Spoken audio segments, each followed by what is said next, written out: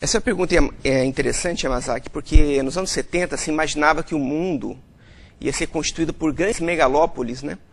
E o que se viu foi o contrário. Hoje, as cidades pequenas e médias, elas estão crescendo mais rápido do que as cidades grandes. E a capacidade de intervenção no planejamento das cidades pequenas e médias geralmente é pequeno ou nulo. Então, cabe agora a nós, professores, às universidades e demais parceiros, formar profissionais que consigam intervir na questão do planejamento para diminuir alguns impactos ambientais, né? A cidade, por exemplo, não sei se você sabe disso, a gente estava aqui com a Heraclésia no bloco anterior, né? Hoje, nas cidades, a gente está produzindo cerca de 14% dos alimentos do mundo, através de prática de agricultura urbana. Nos Estados Unidos, um produto agrícola, ele viaja, em média, 2.000 quilômetros até chegar à mesa do consumidor. Então, você imagina o impacto ambiental que tem, desde a produção até o transporte do produto. Então, se a gente puder, por exemplo, plantar mais, desenvolver mais a agricultura dentro das cidades, nós já vamos estar resolvendo uma série de problemas relativos ao meio ambiente. Em ecologia urbana, a gente conhece um fenômeno chamado tirania das pequenas decisões. O que significa isso? Vamos pegar um exemplo bem prático, né, o do nosso ambiente mais próximo, que é o quintal. Se você, morador, pavimenta o seu quintal, essa decisão vai ter uma influência pequena no meio ambiente. Mas se você multiplica isso por um bairro, por uma cidade, você vai ter enchentes, vai ter ilhas de calor, vai ter problema de saúde decorrente do aumento da temperatura, vai ter um aumento do consumo de energia elétrica, vai ter desencadeado uma série de impactos ambientais bastante grandes.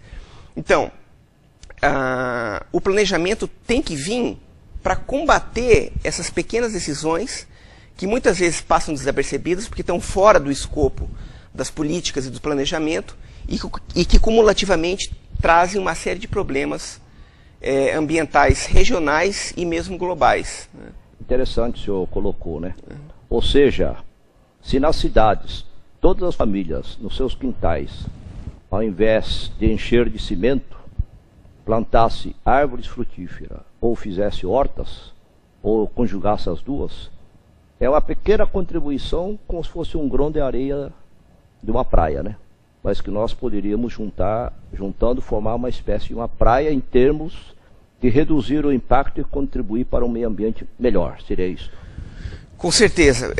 Parece pouco a gente falar, parece até um pouco ingênuo, né, a gente falar em plantar árvores em quintal, tal, mas alguns cientistas americanos calcularam que as árvores das cidades americanas, elas sequestram alguns bilhões de toneladas de carbono na atmosfera, e isso tem um efeito econômico de alguns bilhões de dólares da retirada do carbono da atmosfera somente pelas árvores urbanas, né? Então, realmente, não é mais possível a gente permitir o crescimento das cidades meramente ao sabor da especulação imobiliária, né? Maringá, por exemplo, tem cerca de 42% do seu perímetro urbano constituído por vazios urbanos. Esses vazios urbanos, enquanto eles não são construídos, eles têm que ser ocupados de alguma maneira.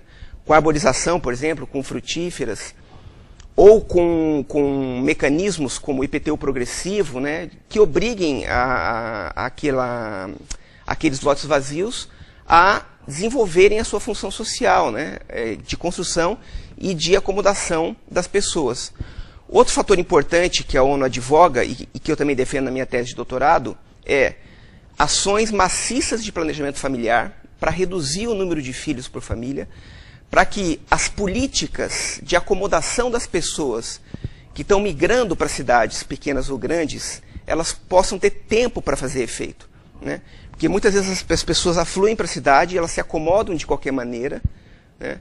Quanto menor o salário da família, geralmente maior o número de filhos, e às vezes fica difícil para o município, por uma série de problemas financeiros, falta de pessoal, ele desenvolver políticas para melhorar a qualidade de vida dessas pessoas. E olha, é curioso, Yamazaki, porque na minha tese de doutorado, eu comparei quintais de bairros pobres de Sarandi com a Zona 2. E por incrível que pareça, a classe média alta da Zona 2, ela está mais disposta a fazer hortas e plantar árvores frutíferas nos seus quintais do que os pobres. Não é porque o pobre é ignorante, ou não é nada disso. É porque o pobre tem um estilo de vida que não o permite gestionar os seus quintais. Então, uma política pública específica para esses bairros de Sarandi, de agrônomos, de biólogo acompanhando, explicando e demonstrando a importância da árvore frutífera para a atração da biodiversidade, para a manutenção da biodiversidade, para a manutenção da fauna silvestre e também para a segurança alimentar das pessoas, né? Hoje no Brasil a gente tem um fenômeno que eu acho bastante preocupante.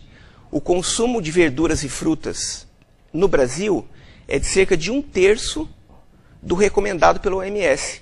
Então provavelmente nós estamos tendo uma série de epidemias, uma série de problemas de saúde, inclusive doenças oculares, devido ao baixo consumo de frutas e verduras, inclusive entre os ricos. Então, planejar os quintais para a segurança alimentar e para a atração da biodiversidade é uma das maneiras de diminuir grandemente os impactos que os ecossistemas urbanos causam na biosfera. Professor, realmente essa questão do meio ambiente, a questão da ecologia urbana, a questão da biodiversidade, todas elas formam um conjunto, o ambiente que vivemos, traz problema de saúde, problema de toda natureza. Agora eu gostaria de colocar para o senhor como é que anda a questão da educação ambiental. Ela seria uma das soluções, um dos fatores, e a educação ambiental no Brasil, a nível de Paraná, a nível também global, como que anda os projetos, os programas, o que o senhor propõe? Olha, o que acontece no meio ambiente é uma coisa curiosa, porque a gente observa o surgimento de várias etiquetas, né? Então, por exemplo, começou a se falar em educação ambiental. Então as pessoas começam a acreditar que isso é uma panaceia, né? Não, tudo é educação ambiental. Então a gente vai educar as pessoas, elas vão agir de maneira pró-ambiental, elas vão agir de acordo com o meio ambiente, etc. E a gente sabe que a realidade é um pouco mais complexa do que isso, né? Eu acredito que a maioria dos maringaenses, olha, não sei se vocês sabem, mas Maringá tem uma relação de frota de veículos habitantes semelhante ao Japão, semelhante aos países do primeiro mundo. Acho que a maioria dos maringaenses sabem que os carros deles poluem, que os carros deles causam acidentes, que os carros deles causam uma série de problemas que têm um impacto muito grande no PIB nacional. E nem por isso eles deixam de usar os seus veículos, né?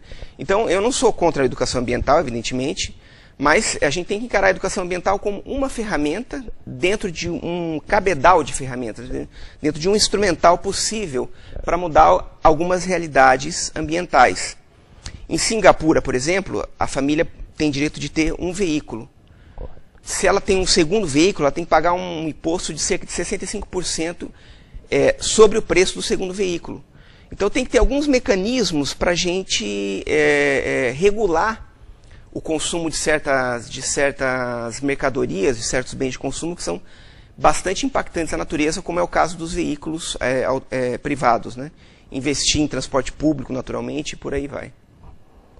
Eu gostaria então que o senhor pudesse nos deixar aqui algumas mensagens importantes de como nós poderíamos pensar o futuro do meio ambiente, de modo a realmente ter a sustentabilidade ambiental, de forma que haja realmente possibilidade de a atividade econômica continuar sendo rentável, mas ao mesmo tempo inserindo a sociedade nesse meio e ao mesmo tempo utilizando esse recurso de forma parcimoniosa, vivendo todos em harmonia e preservando, né, as riquezas naturais, as riquezas que nós temos para as futuras gerações, ou reciclando as riquezas que nós já temos, né?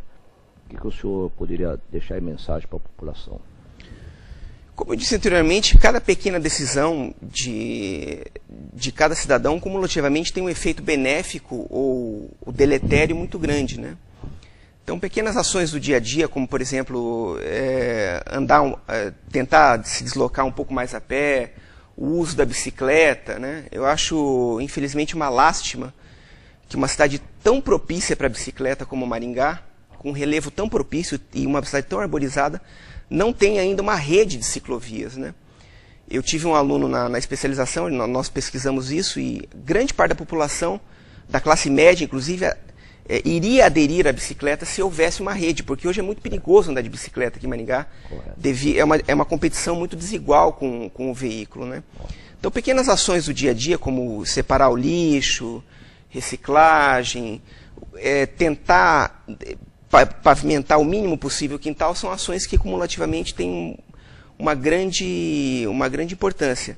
Eu quero encerrar dizendo o seguinte: 50% da fotossíntese realizada pelas plantas e pelos micro-organismos no mundo é apropriado pelos seres humanos. Nós somos 100 milhões de espécies na biosfera. Uma espécie, que é o Homo sapiens, está se apropriando de 50% da energia disponível para os seres vivos. Então, esse número nos diz que alguma coisa está errada e que alguma coisa precisa mudar. Professor Fábio Angioleto, realmente o senhor veio nos abrilhantar nesse programa de hoje. Tenho certeza que todos os telespectadores que estão nos ouvindo realmente terão aquela luz amarela sinalizando: você tem que mudar. E da mudança de atitude de cada um, nós podemos construir com certeza um mundo melhor para nós e também para as futuras gerações. Nós agradecemos muito sua presença e deixamos aí para a sua despedida final. E já fica convidado, naturalmente, para as próximas entrevistas, uma próxima oportunidade para o senhor estar aqui nos enriquecendo com seus conhecimentos. Muito obrigado, Yamazaki. Foi um prazer. Muito bem, obrigado. A Noma Motors Toyota lança mais uma super promoção. Campanha Corolla Fest 2011. Você pode comprar o seu Corolla modelo 2011 com condições especiais. Você escolhe um presente: IPVA 2011 totalmente pago ou R$3.000 em combustível grátis. Ou também você pode optar por taxas especiais de financiamento. Corra para a Noma Motors, pois esta promoção é por tempo limitado.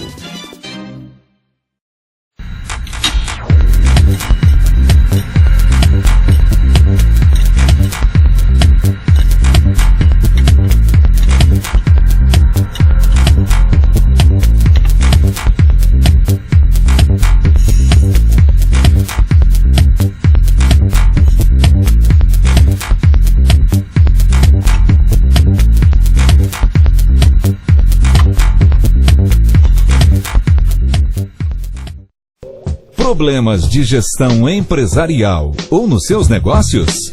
Conte com a credibilidade, profissionalismo e competência do Grupo Yamazaki de Consultoria e Auditoria. E não importa onde sua empresa esteja, o Grupo Yamazaki oferece serviços de consultoria à distância através de teleconferência. Agora sua empresa vai crescer com mais segurança. Grupo Yamazaki. Experiência a serviço da sua empresa.